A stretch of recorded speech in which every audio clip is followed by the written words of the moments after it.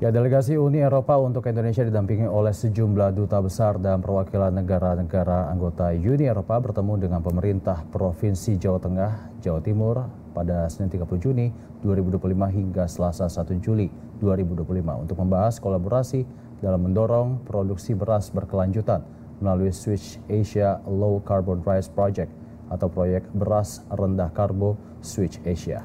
Seperti apa program ini? Berikut liputan dari David Funata.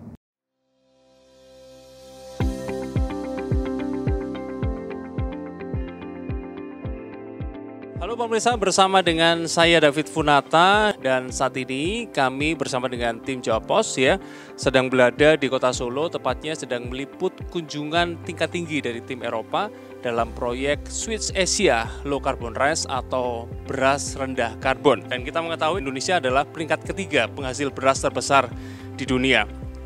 Pertemuan bilateral yang diadakan di kantor Wali Kota Surakarta pada Senin 30 Juni 2025 di Kompleks Balai Kota Surakarta ini mempertemukan Denis Chaibi, Duta Besar Uni Eropa untuk Indonesia yang mewakili tim Eropa, dengan Komjen Pol Purnawirawan Dr. Andes Ahmad Lutfi, Gubernur Jawa Tengah, dan Respati Ardi, Wali Kota Surakarta.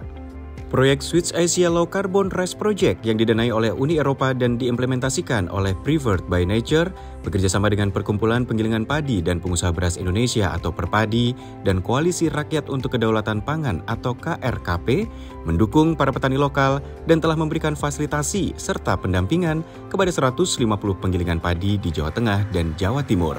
One question, what is the main objective and expectation of the European teams for the visit this time? We want to engage and learn from the Indonesian citizens. We want to make sure that Europe is visible not only in Jakarta but also in other parts, not only of Java but of the entire country. So we are here with many diplomats from member states of the European Union to come and meet, learn from the Indonesian farmers and the local authorities. The expectations is, as I said, that we show that Europe is visible and we want to make sure that the government and the European Union collaborate together. Salah satu ketua delegasi Uni Eropa yang hari ini membawa delegasi Uni Eropa dari Belanda, Bulgaria, Spanyol, Belanda, dan lain sebagainya, Jerman, Swedia, lengkap untuk menindaklanjuti hubungan bilateral yang selama ini sudah kita lakukan. Sehingga ke depan kami pengen hubungan ini dilanjutkan kembali.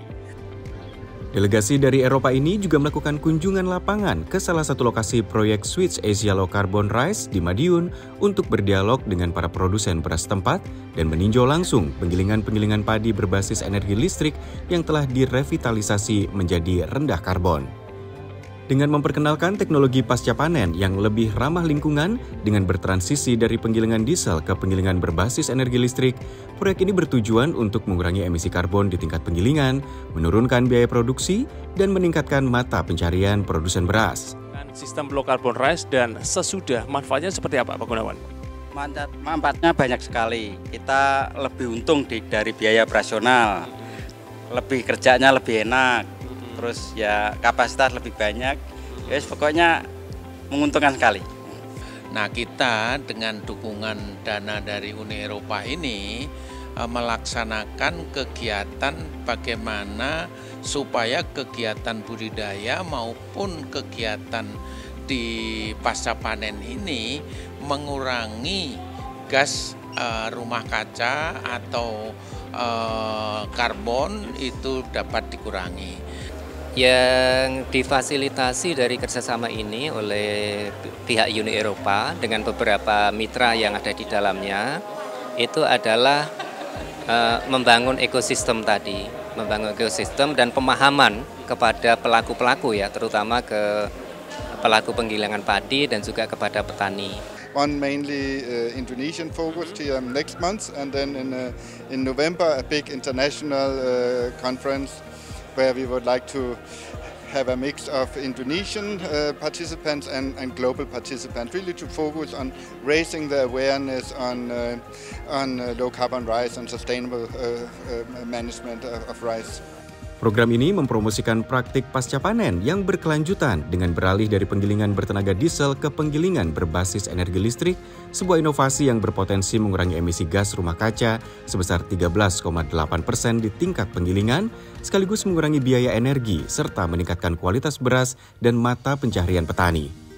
Jadi bagaimana di dalam rantai nilai proses dari pertanian di Jawa Timur, ini kita bisa juga mengurangi emisi karbonnya. Contohnya misalnya untuk mengolah padinya bukan menggunakan diesel tapi menggunakan tenaga lain yang lebih ramah lingkungan misalnya. Nah ini beberapa yang diidentifikasi yang tentunya diharapkan juga tetap seiring dengan upaya mendorong ketahanan pangan dan kesejahteraan petani. Program Switch Asia Low Carbon Rice yang bekerja sama dengan petani, penggiling, dan pemerintah daerah di Jawa Timur terbukti mampu membangun rantai nilai yang lebih ramah lingkungan, memperkuat ketahanan pangan, dan menciptakan peluang ekonomi sembari mengurangi jejak karbon dari salah satu sektor pangan vital di Indonesia.